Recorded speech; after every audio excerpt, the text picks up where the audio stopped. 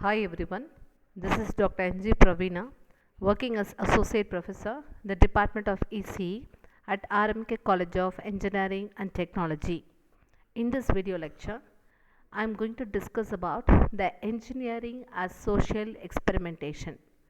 The topics to be learned in this video lecture are codes of ethics, and the next topic is a balanced outlook on law.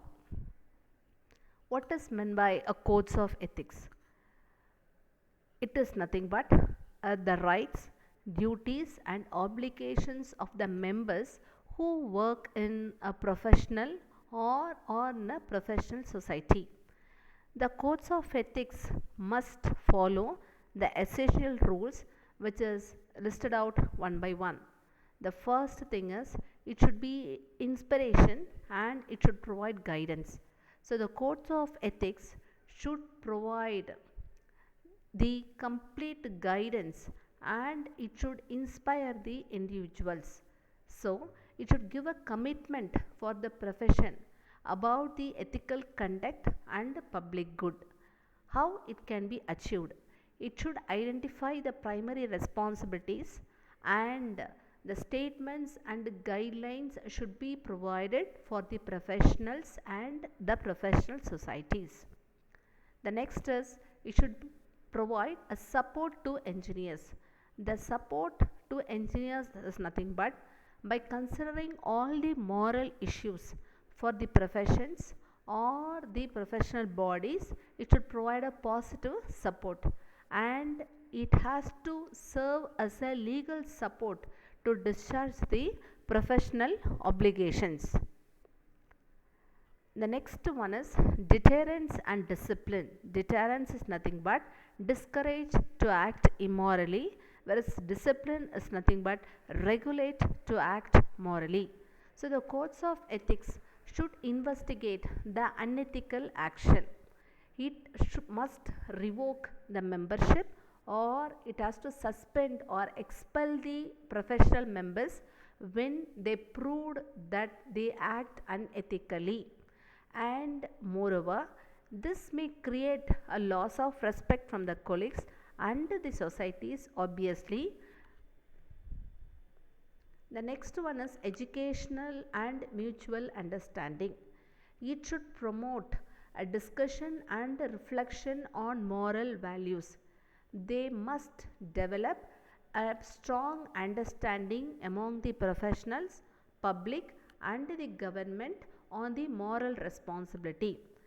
For each and every professional society, we have a board of members. They must review and they have to encourage the moral discussions for the educational purpose. The next is it should create a good public image. So the positive image has to be created among the committed profession to the public and it has to help the engineers to serve the public more effectively and it has to be self-regulated and thereby it should reduce the government regulations. They should have a strong reputation of the profession and organization by establishing the public trust. The next is protect the status quo. It should have a minimal level of ethical conduct and it should promote the agreement within the profession. The obligations includes safety, healthy and welfare of the public which is declared by the courts and protects the public. The next is it should promote the business interest. So it should inspire the entrepreneurs and it should establish the shared standards, healthy competition and it should maximize the profit to the investors, employees and consumers. And among that we have certain limitations for the codes of ethics. What are the limitations we have? Number one is general and vague wordings. Sometimes the statements are general in nature and it is unable to solve all the problems what a professional or a professional body is facing. It is not applicable to all the situations.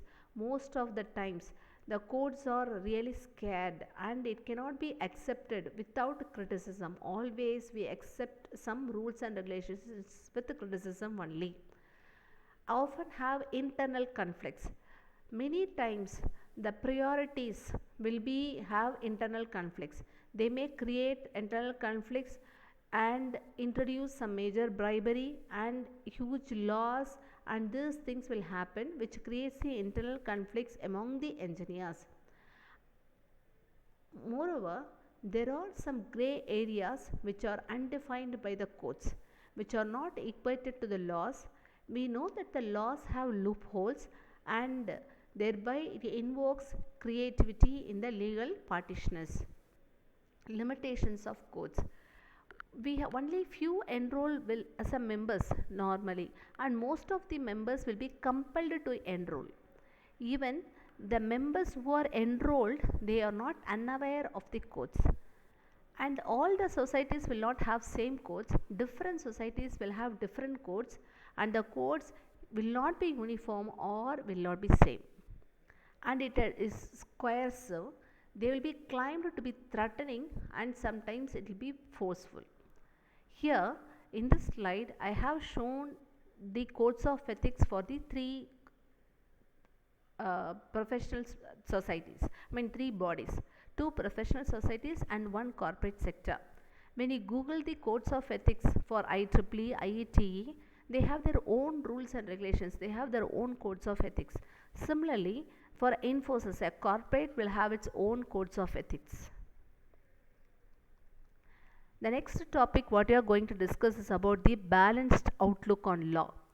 It is nothing but a balanced outlook on law is nothing but they will be stressing the importance of practicing the laws and regulations, and hence they will limit the directing and controlling the engineering practice. Laws are very necessary for a people, for the public, and moreover, due to the competitive nature of the enterprises, they may have some moral initiatives, but the laws should be framed and it has to be practiced with a minimal level of compliance. We are going to discuss some codes of ethics, some balanced outlook under this topic. Number one is Codes for Builders by Hammurabi. Hammurabi is a king of Babylon in 1758. He framed the codes of ethics for the builders. In that, he was clearly stated, if a builder has built a house for a man, and if that house was not good or if it is not sound, the house which he has built has fallen down due to some other reason, or it may cause the householder death, then the builder shall be put to the death. Else, if the householder's son was died due to some reason, then the builder's son has to put to death. If the householder's slave has caused the death, then what happens? He has to give a slave for the householder. If he destroys the property, then he has to replace everything, okay, what he had destroyed. These are the laws created by Hammurabi.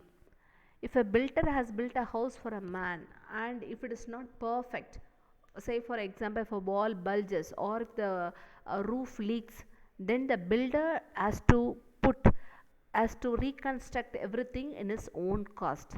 So when this such type of law has been framed by Hammurabi, so it will self regulate seriously in those years.